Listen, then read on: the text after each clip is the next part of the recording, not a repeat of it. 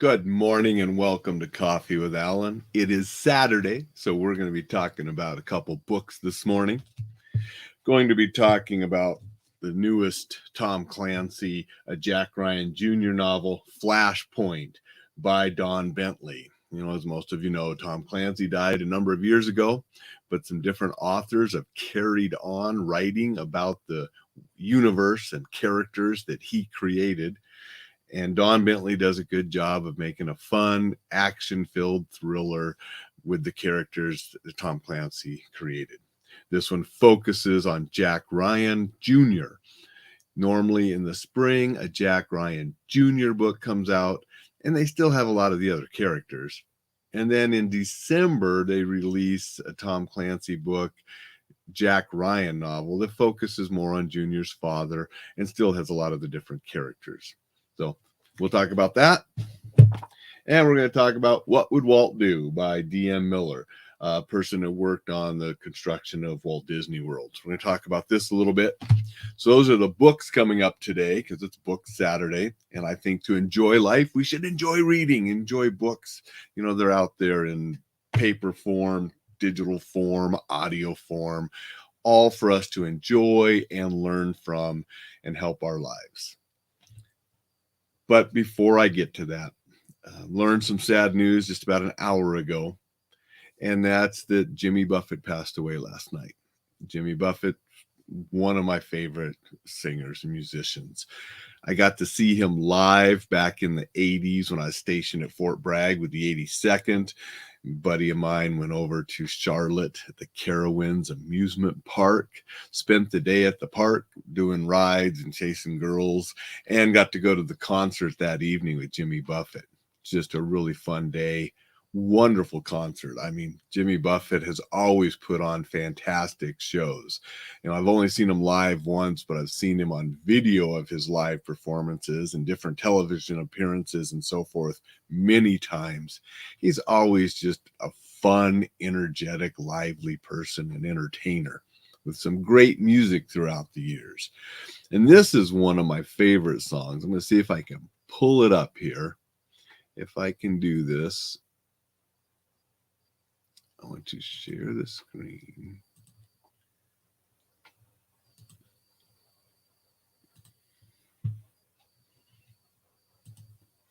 All right, so this, I'm only going to play the beginning of the song, and I'll let you figure out why I've always enjoyed this song.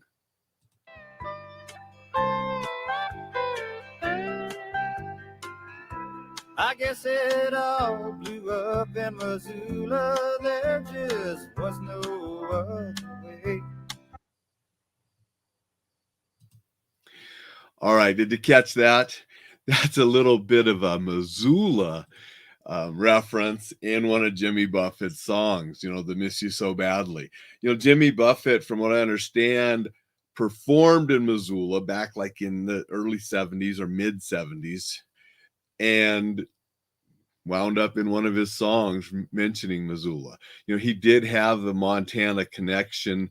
There are other songs that mention Montana, and Livingston, Montana, and Come Monday mentions Montana. But that song actually mentioned Missoula, which I always thought was pretty cool. So I wanted to share that with you and just wish all of Jimmy Buffett's friends and family condolences.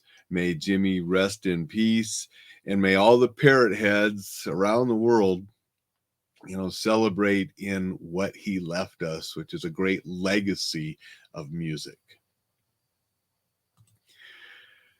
Dixon says, Buffett fans are sadly now parrotless heads. Yep, that's true. But his music and books and those things will live on. He left a great legacy. Eric says, rest in peace, Jimmy Buffett. So now let's talk about a couple books. I said only have a couple today, but Flashpoint.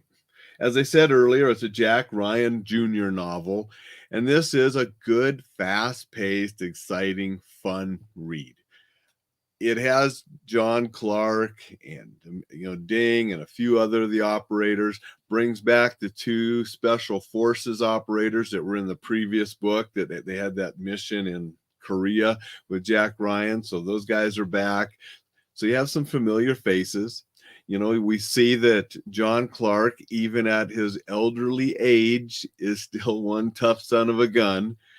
And we see that Jack Ryan Jr. is starting to become a leader. And he's advancing and learning and growing as a character as well. So lots of fun action. Good book. If you like the series, you're going to like this one. I've enjoyed all of these. I have every Tom Clancy hardcover from the very first that Tom Clancy was writing. One of them signed by Tom Clancy, which is pretty cool. And then I have all of the ones since he passed away too, and I've still enjoyed reading about those characters. So good book if you're a Tom Clancy fan, you know, and you like these newer ones written by some of the newer authors. I think Don Bentley does a great job.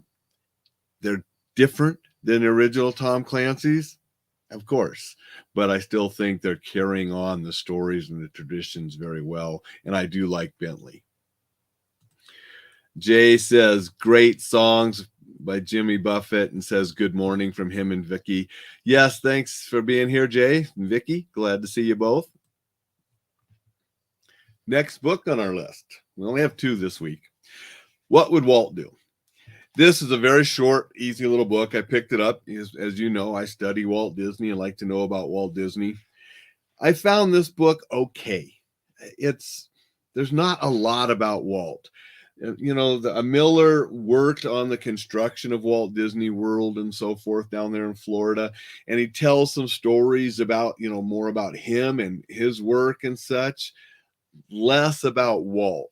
So you don't get the inside stuff about Walt and Disney like you do reading Marty Sklar's books. You know, Marty has a couple books out there, and he was an Imagineer for 50 some years. I mean, he knew Walt Disney and Roy Disney before they passed away, and he continued working with the Disney companies after they passed away. I mean, he had an over 50-year span of working with Disney, and he knew the insides and outs of so much. In his books, you really get a lot of that detail and different things.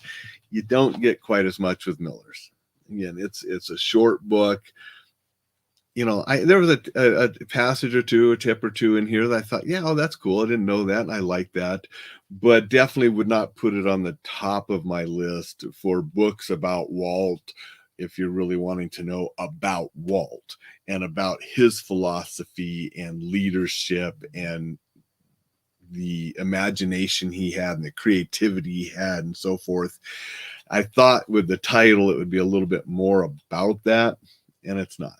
So it's an okay book. You know, it's inexpensive, and you know, it was a quick read, but not my favorite Disney book. And there are books out there that you can get a lot more about Walt. You know, I'd really recommend, if you want to know about the construction of the parks and the design of the parks and some of that, you know, you go to somebody like Marty, who was that Imagineer and worked his way up to like the top of that department and was, you know, phenomenal as far as his insight and his input in building and designing the parks and a lot of the rides that are in the parks.